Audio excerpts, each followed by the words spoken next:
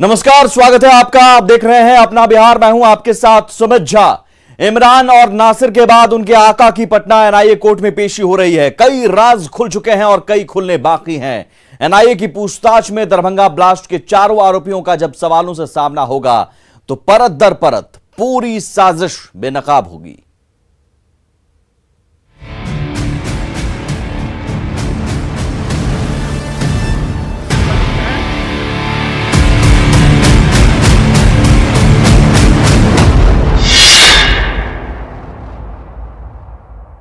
और बड़ी खबर, दरभंगा बम ब्लास्ट पर बहुत बड़ा खुलासा, अब तक का सबसे बड़ा खुलासा। एनआईए की पूछताछ में आरोपी नासिर ने कबूल किया है पूरी ट्रेन को ही उड़ाने की साजिश थी। नासिर ने यह बात कबूल की है और एक चूक की वजह से धमाका समय पर नहीं हो सका। चूक नहीं होती तो चलती ट्रेन में ही धमाका होता। नासिर ने यह बात कबूल किया है पूछताछ में। नाइट्रिक और सल्फ्यूरिक एसिड से बनाया गया था बम। दोनों एसिड के घुलने में देरी के कारण धमाका नहीं हुआ वक्त पर और एक बड़ी तबाही नहीं हो पाई। एक बड़ी साजिश नाकाम हो गई, लेकिन साजिश बहुत बड़ी थी। चलती ट्रेन को, पूरी ट्रेन को उड़ाने की साजिश थी। एनआईए की पूछताछ में आरोपी नासिर ने यह बात कबूल की है, पूरी ट्रेन को उड़ाने की साजिश रची गई थी और इस केमिकल बम के जरिए धमाका करना था, लेकिन एक चूक की वजह से धमाका वक्त पर नहीं हो सका। दो एसिड, नाइट्रिक और सल्फ्यूरिक एसिड से यह बम बनाया गया था और दोनों एसिड के घुलने के कारण धमाका होता, लेकिन दोनों एसिड के घुलने में देरी के कारण ही धमाका वक्त पर नहीं हुआ। और सीधे रुख करते हैं पटना का। अमित कुमार हमारे साथ जुड़े हुए हैं, हमारे संवाददाता। अमित, एक बहुत बड़ी साजिश रची गई थी। अगर वो एसिड, नाइट्रिक और सल्फ्यूरिक एसिड वक्त पर घुल जाते तो शायद एक बड़ी तबाही हो सकती थी और एक बड़ी साजिश नाकाम हो गई एक चूक की वजह से। अब आज एनआईए कोर्ट में सलीम और कफील की भी पेशी हो रही है। कई और भी राज खुल सकते हैं। देखिए, निश्चित तौर पे सुमित, चूंकि इस पूरे मामले में लगातार एनआईए जो है वो हर उस पहलू को टच कर रही है जहां से एनआईए को लीड मिल सके, और यही वजह रही कि जब नासिर और इकबाल से को रिमांड पे लिया एनआईए ने और उससे जब पूछताछ शुरू की तो पहले भी कई चीज़ें जो है वो नासिर ने कबूल किया था। और जब आज ये पूछताछ शुरू हुई है 7 दिन के रिमांड पे जो है वो एनआईए के पास जो है नासिर और इकबाल है, तो इन दोनों से जब पूछताछ शुरू किया अलग अलग रूम में लेकर के, तो नासिर ने जो है ये खुलासा किया, ये कबूल किया कि एक बड़ी साजिश की प्लानिंग जो है वो पाकिस्तान से रची गई थी। नापाक मंसूबा जो था वो रनिंग ट्रेन को बर्निंग ट्रेन बनाने को लेकर की गई थी। हालांकि इस खबर को न्यूज़ 18 ने 24 तारीख को ही अपने आधिकारिक सूत्रों के हवाले से दर्शकों तक पहुंचा दिया था, लेकिन 30 तारीख को जब एनआईए ने अपना प्रेस रिलीज जारी किया और इस मामले में इस बात का खुलासा किया अपने प्रेस रिलीज में कि चलती ट्रेन को उड़ाने की साजिश थी, तो उसी सवालों का जवाब जो है आज एनआईए खंगाल रही थी, जिसमें नासिर ने यह स्वीकारा कि रनिंग ट्रेन को बर्निंग ट्रेन बनाने की साजिश थी और हैदराबाद से तकरीबन 2-250 किलोमीटर का जो रेडियस था उसके अंदर ही ये धमाका किया जाना था। नाइट्रिक एसिड और सल्फर एसिड जो दोनों सीसी में रखे हुए थे वो जैसे ही मिलता तो वो ब्लास्ट होता, धमाका होता, बड़ा धमाका होता। लेकिन एक चूक हुई नासिर से कि जो बीच का स्पेस था वो एक हार्डबोर्ड जो है वो लकड़ी का टुकड़ा वो रख दिया, जिसके कारण से ये ब्लास्ट जो है वो नहीं हो पाया। जबकि इसको जो है वो जानकारी जो दी गई थी इसके आकाओं के द्वारा कि ये जो ब्लास्ट होगा, आप एक मोटे जो है कागज़ का मोटा टुकड़ा जो है, कार्टून जैसा कोई टुकड़ा जो है वो आप रखेंगे, लेकिन ये उस चीज़ को ध्यान में नहीं रखा और वहाँ पे जो है हार्डबोर्ड का जो है उसका टुकड़ा रख दिया, जिसके कारण से ये ब्लास्ट नहीं हुआ। तो कहीं ना कहीं आज नासिर जो है इस बात का खुलासा करते हुए अपनी जो नापाक मंसूबे थे इनके आकाओं के द्वारा पाले गए थे, जिसे अंजाम तक पहुँचाने का जिम्मा इसके ऊपर दिया था, तो ये कहीं ना कहीं एक चूक हुई इससे और इसके कारण से ये बड़ा धमाका नहीं हो पाया। धमाका तब हुआ जब सिकंदराबाद एक्सप्रेस चलते हुए दरभंगा स्टेशन पहुंची। प्लेटफॉर्म संख्या 2 पर जो है ये पार्सल उतारा गया और उसके बाद जब कूली इसे लेकर के प्लेटफॉर्म संख्या 1 पे पहुंचे, पार्सल घर के पास पहुंचे और उस कपड़े के गांठ को जब ठेला से नीचे पटके तो ये विस्फोट हो गया और उसके बाद ये मामला जो है वो सामने आया। विस्फोट की जब जांच हुई, एटीएस बिहार, एटीएस यूपी और एटीएस तेलंगाना तीनों ने जब जांच की तो ये बात धीरे धीरे करके खुलने लगी कि इस पूरे प्लानिंग की साजिश जो है, नापाक मंसूबा जो है, वो दहशतगर्द जो देश के उस पार बैठे हुए हैं ISI और लश्कर के, उनके द्वारा ये जो है मंसूबा पाला गया था। और इसको काम अंजाम तक पहुंचाने का जो जिम्मा है वो सलीम को पहुंचाया था। वो सलीम जिसकी अभी यहाँ पे जो है NIA कोर्ट में पेशी हो रही है। इसी NIA कोर्ट में जो है सलीम और जो है काफिल, इन दोनों की पेशी हो रही है।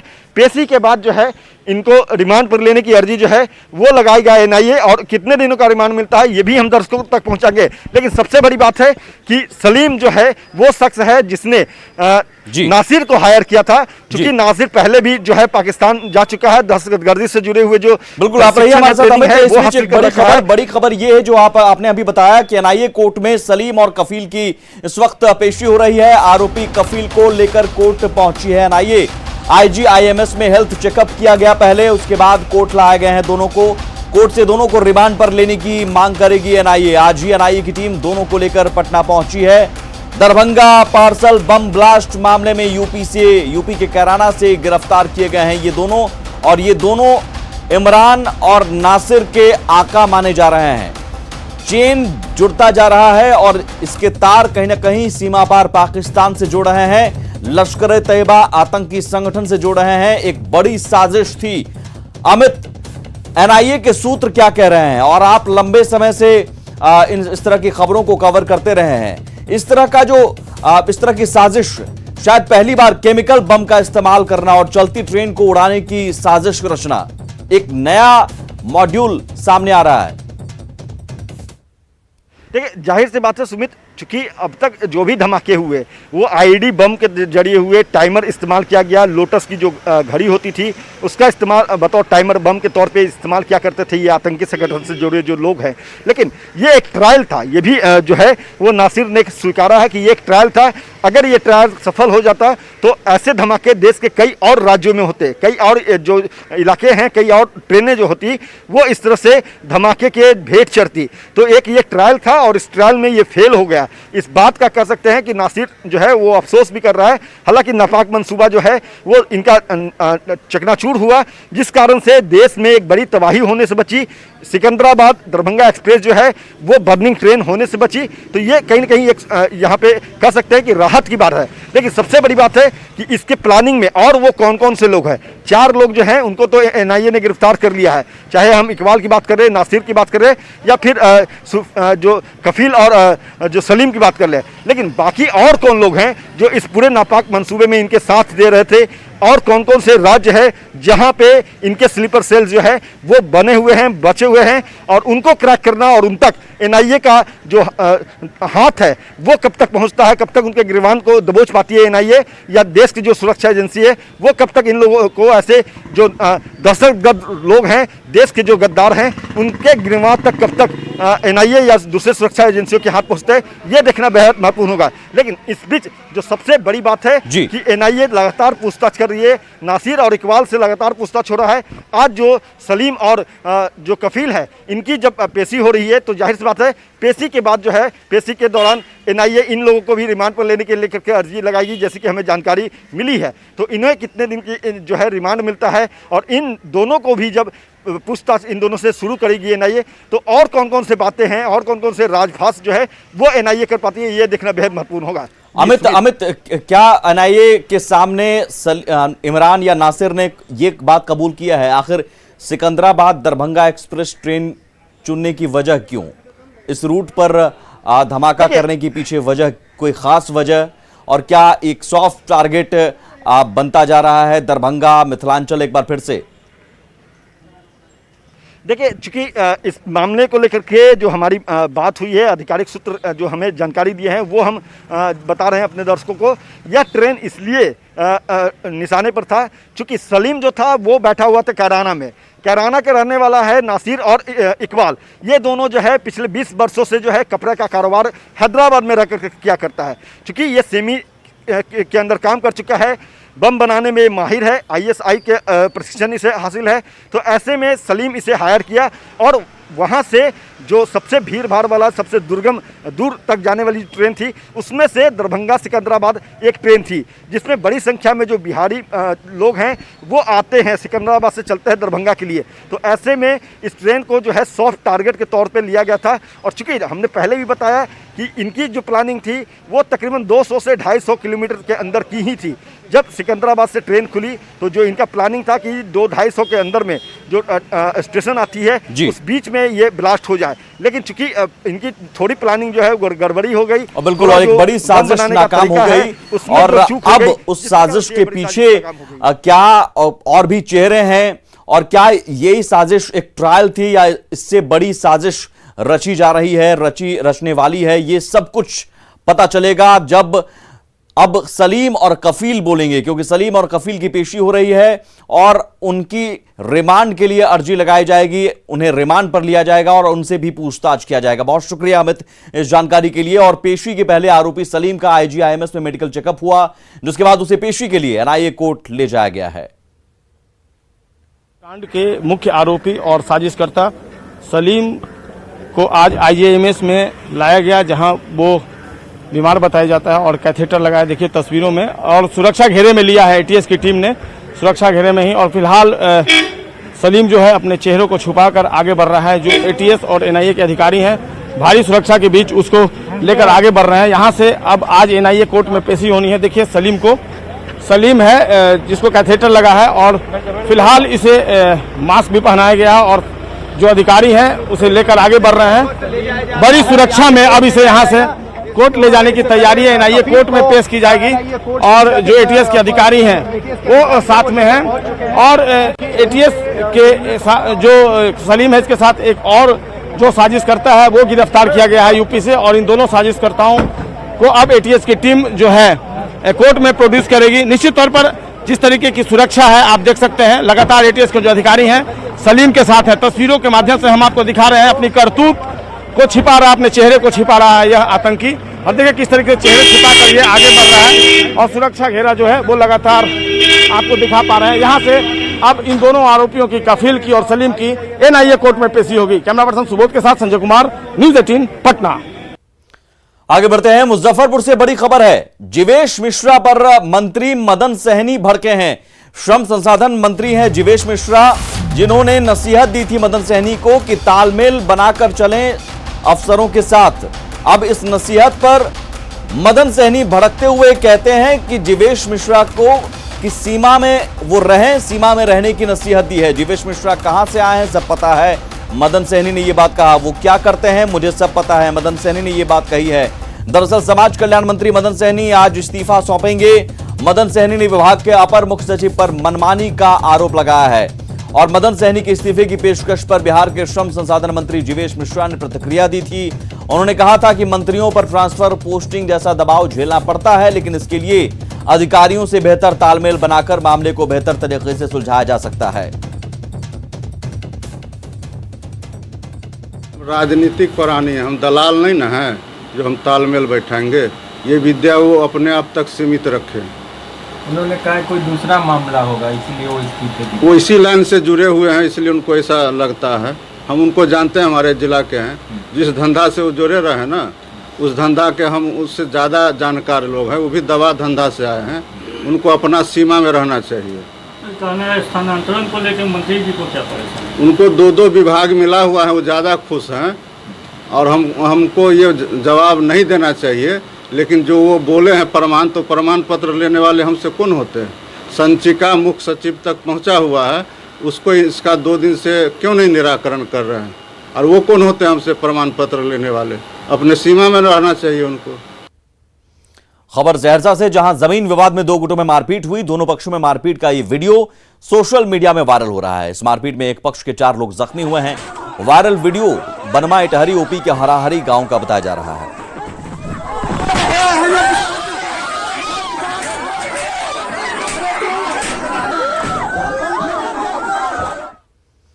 खबर हाजीपुर से, जहां जड़ुआ मछली मंडी के पास बाइक चोरी के आरोपी की लोगों ने जमकर पिटाई कर दी। तस्वीरें हम आपको दिखाने जा रहे हैं। देखिए कैसे लोगों ने चोर के हाथ बांध दिए और लात घूंसों की बरसात कर दी। आरोपी की तब तक पिटाई होती रही जब तक वहां पुलिस नहीं आ गई। आप देख सकते हैं कि लोगों ने आरोपी के हाथ बांधे और बेरहमी से उसका पिटाई की। बेरहम भीड़ को रोकने वाला वहां कोई नहीं था। बाद में वहां पहुंची पुलिस ने आरोपी को भीड़ से छुड़ाया और उसे अपने साथ ले गई।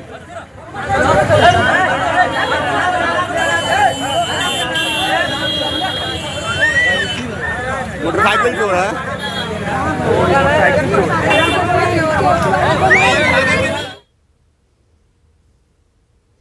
और अब बात सैलाब के सितम की, जिससे जिंदगी परेशान है। कहीं चचरी पर जिंदगी कट रही है तो कहीं घर तालाब बन गया है।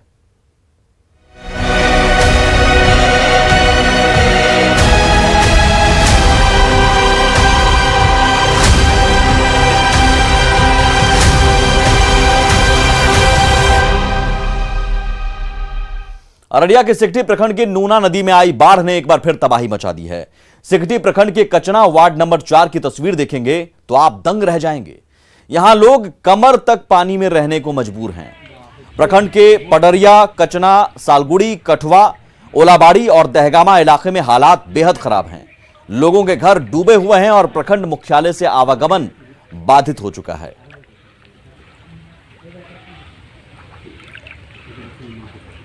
फोटो ले। वहीं बेतिया के बड़का चौमुखिया गांव में भारी कटाव हो रहा है, जिससे कभी भी गांव का प्रखंड मुख्यालय से संपर्क टूट सकता है। गंडक की उफनती धारा और तेज कटाव से लोगों के रातों की नींद उड़ गई है और लोग दहशत के साए में जीने को मजबूर हैं। गंडक नदी के कटाव में दियारा के कई गांव विलीन हो चुके हैं, जबकि करीब 4 दर्जन गांवों पर अब भी कटाव का खतरा मंडरा रहा है। अगर कट जाता है तो ग्राम पंचायत राज चमुखा के साथ साथ बहुत से सारे ऐसे गांव हैं, जरलपुर, मंगलपुर, डीही, ढबेलवा, मदारपुर, सारी आबादी इसके चपेट में आ जाएगी। बहुत ही बड़ा तबाही हो जाएगा। 1 महीना से हमारा घर में पानी बा, हमरा दूसरा ठाई से खाए बना के आवता था, हमारा बाल बच्चा खाता। बहुत दुर्गति में हम पड़ गए बनी। बेतिया के मझौलिया प्रखंड में नदियों का उफान कहर बनकर बरपा है। हरपुर गढ़वा पंचायत के बाथना गांव में करीब 2 दर्जन परिवारों ने अपना बसा बसाया घर छोड़ दिया। लोग सुरक्षित ठिकानों की ओर पलायन कर रहे हैं। सिकरहना नदी की वजह से लोग घर छोड़कर अपने रिश्तेदारों के यहां शरण ले रहे हैं। यहां भारी बारिश और बांध के कटाव के चलते लोगों का घर पानी में डूब चुका है। बिल्कुल उफान पर है और हम लोग के गांव में बांध नहीं है, तो इसलिए हम अपने परिवार को जो है भेज दिए हैं कि कहीं रात में बांध थोड़ा सा जो बनाया है ये टूट जाएगा तो पूरा गांव जो है बर्बाद हो जाएगा। इसलिए डर के मारे कई दर्जन परिवार जो है भेज अपना मेहमानदारी में भेज चुका है अपने परिवार को। हम भी अपने परिवार को सुगौली थाना है। आधा घर हमनी के पानी में पड़ गइल बा। बाल बच्चा लेके हमनी के मजबूरी में हमनी के अब खड़ा बानी सन। अब जहाँ शरण मिली तहाँ हमनी के अब जहाँ ऊंचवा जगह अब जहाँ लौकी तहाँ आदमी जाए या ना लौकी तो मुसीबत में तो बढ़ले बानी सन। कई दर्जन परिवार जो है अपने परिवार को लेकर उमराई कर रहा है। बहुत से लोग चले गए हैं, बहुत से लोग अपनी गाड़ी लगा के लाद रहे हैं, सामान लाद रहे हैं। तो यही जल जमाव से समस्या है, बहुत भारी समस्या है। नवादा में किसानों को खेती में मदद पहुंचाने के लिए कई पंचायतों में स्टेट ट्यूबवेल की स्थापना की गई थी, लेकिन विभागीय लापरवाही के कारण आज तक किसानों को लाभ नहीं मिला। चालू नहीं होने से ट्यूबवेल जर्जर अवस्था में पहुंच गया है। मजबूरी में किसान अपने निजी बोरिंग से खेती करने को मजबूर हैं। कुरमा गांव स्थित स्टेट ट्यूबवेल का जायजा लिया हमारे संवाददाता अनिल विशाल ने। किसानों को खेती में मदद पहुंचाने के लिए नवादा में इन दिनों ट्यूबवेल कारगर साबित नहीं हो रही है। किसी ज़माने में राज्य सरकार के द्वारा किसानों को सिंचाई में मदद पहुंचाने के लिए ट्यूबवेल का निर्माण किया गया था, मगर आजकल यह ट्यूबवेल पूरी तरह से काम नहीं कर रहा है। इस वक्त हम तस्वीर आपको नवादा के सदर प्रखंड के ननौरा पंचायत के कुरमा गांव की दिखा रहे हैं, जहां कि आप देख सकते हैं कि किस प्रकार से जो ट्यूबवेल है वो पूरी तरह से जीर्ण अवस्था में पहुंच गया है और ये कई सालों से चालू नहीं हो पाया है, जिसके कारण किसानों को खेती में काफ़ी परेशानी हो रही है। यहाँ पे कुछ किसान हैं, उनसे हम जानते हैं। बताइए इस ट्यूबवेल के बारे में बताइए बाबा, क्या है इसका हुआ? ट्यूबवेल 5 साल से बंद है, उसका पेट्रोल नहीं आता है, यहीं पड़ा हुआ है। इसके बाद सिंचाई का काम बंद है, चालू ही नहीं हुआ, तो अब क्या करें? हाँ, यही बात है। तो अब कैसे आप लोग सिंचाई करते हैं? अपना निजी बोरिंग से कर रहा है। इसका शिकायत आप लोग कहीं किए कि नहीं? नहीं, कहीं प्रखंड में रहते अभी रोज सिंचाई विभाग में यही हुआ। जब से हुआ कुछ दिन चालू हुआ, ऑपरेटर आया गया, वैसे कुछ दिन चालू हुआ, कुछ पैरवी किया तो बंद हुआ। उसके बाद जहना से ऑपरेटर मरा है, तहना से कोई देखने नहीं आया। आज तक कोई नहीं आया? आज तक कोई नहीं आया। तभी आप लोग कैसे कर रहे हैं? अभी अपना अपना साधन बना करके और कर रहे हैं, दूरी दूरी से पाइप बिछा करके। ग्रामीणों का कहना है कि सरकार की तरफ से समुचित मदद नहीं मिलने के कारण इसके ऊपर आज तक कोई ध्यान नहीं दिया है और मजबूरी में यहाँ के किसान जो है अपना खुद का बोरिंग कराकर सिंचाई करने को मजबूर है। अगर इस बोरिंग को फिर से अगर शुरू कर दिया जाए तो आसपास के गांव के लोग इससे काफ़ी लाभ ले सकते हैं, मगर इसको लेकर अभी तक ऐसा कुछ पहल नहीं किया गया है। अनिल विशाल, न्यूज़ 18 नवादा। कोरोना वैक्सीनेशन के मामले में बिहार ने एक बार फिर कीर्तिमान स्थापित किया है। 24 घंटे में बिहार सबसे ज्यादा वैक्सीन लगाने वाला राज्य बन गया है। उत्तर प्रदेश दूसरे स्थान पर है तो महाराष्ट्र तीसरे पायदान पर। बिहार की जनता वैक्सीन को लेकर उत्साहित है और यही वजह है कि सुबह होते ही वैक्सीन सेंटर पर लाइन लग जाती है। जिस तरह से बिहार वैक्सीनेशन में आगे बढ़ रहा है उससे साफ है कि सरकार ने जो 6 महीने में 6 करोड़ टीकाकरण का लक्ष्य रखा है वो पूरा हो जाएगा। वैक्सीन उपलब्ध होने के साथ ही कोरोना वैक्सीनेशन को लेकर बिहार में काफी तेजी आई है। पूरे देश भर में अगर बात कर लें तो कोरोना वैक्सीनेशन में बिहार ने टॉप पोजीशन हासिल किया है और निश्चित तौर पर यह बिहार के लिए गौरव की बात है। 24 घंटे में बिहार ने एक बार फिर से पहला स्थान बनाया है। सेकंड पोजीशन पे उत्तर प्रदेश है, जबकि तीसरे नंबर पर महाराष्ट्र है और पोर्टल पर रात 9 बजे तक 5,44,000 से अधिक लोगों को वैक्सीनेशन का काम उनका हुआ है, ये दर्शाया जा रहा था। निश्चित तौर पर लोग काफ़ी अवेयर दिख रहे हैं, कपल हैं, हर एज ग्रुप के लोग जो हैं वो लगातार पहुंच रहे हैं। एक शख्स जो है उन्होंने वैक्सीन लिया है, हम उनसे भी बात कर लेते हैं। ले लिया आपने वैक्सीन? ले लिया। किस तरह का फीलिंग? अच्छा होगा, फीलिंग सेकेंड डोज। अच्छा, बिहार ने 24 घंटे में वैक्सीनेशन में फर्स्ट पोजीशन लाया पूरे देश में, ये क्या लगता है गौरव की बात है? बिहार गौरव की बात है, एक बिहार के लिए बहुत बड़ी गौरव की बात है। हस्बैंड के साथ आया। कैसा फील हुआ? कुछ नहीं, अच्छा लगा। हाँ। लेकिन देर से लिया आपने? वेट कर रहे थे। वेट कर रहे थे किस चीज का? हस्बैंड का। हस्बैंड का। बाहर में रहते तो आने का वेट कर रहे थे। आपके लिए वाइफ वेट कर रही थी काफी दिनों से? हाँ, बाहर जॉब करते हैं ना। अच्छा। झारखंड में थे, कल ही आए।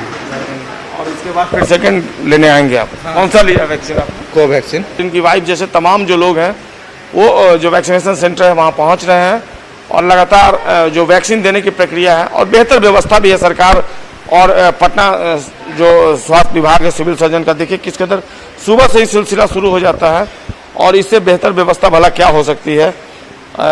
यहाँ पर कई जो ये है खंड हैं वो बनाए गए हैं वैक्सीन के लिए और अलग अलग वैक्सीनेशन काउंटर नंबर पर लोग अपनी बारी का इंतजार करते हुए जाकर वैक्सीन लेते हैं। लोगों के बैठने की भी यहाँ बेहतर व्यवस्था की गई है और पटना में 24/7 की जो व्यवस्था है उसी के तहत यहाँ पाटलिपुत्र अशोका होटल में लोगों के लिए वैक्सीन देने की प्रक्रिया शुरू हो जाती है सुबह से लेकर रात तक और 24 घंटे यूं ही यह सिलसिला चलता रहता है। कैमरा पर्सन सुबोध के साथ संजय कुमार, न्यूज़ 18 पटना। बड़ी खबर नालंदा से आ रही है जहां जमीन विवाद को लेकर दबंगों ने एक दंपति की जमकर पिटाई कर दी। मारपीट का ये वीडियो सोशल मीडिया पर जमकर वायरल हो रहा है। वीडियो में साफ दिख रहा है कि मारपीट में घायल रहम की भीख मांग रहे हैं, लेकिन दबंग कुछ भी सुनने को तैयार नहीं। वीडियो राजगीर अनुमंडल क्षेत्र के सिलाव के मितवा का बताया जा रहा है। पीड़ित दंपति का कहना है कि गांव के ही दबंग किशोरी सिंह उनकी जमीन हड़पना चाहता है। विरोध करने पर उनकी पिटाई की गई।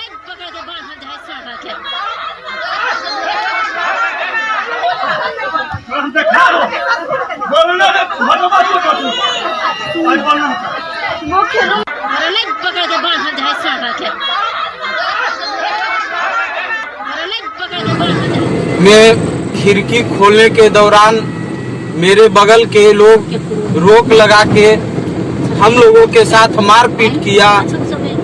पुलिस प्रशासन के पास जाने पर पुलिस प्रशासन भी कोई कार्रवाई नहीं की। और इसी के साथ अपना बिहार में इतना ही। आगे देखिए जोहार झारखंड। नमस्कार।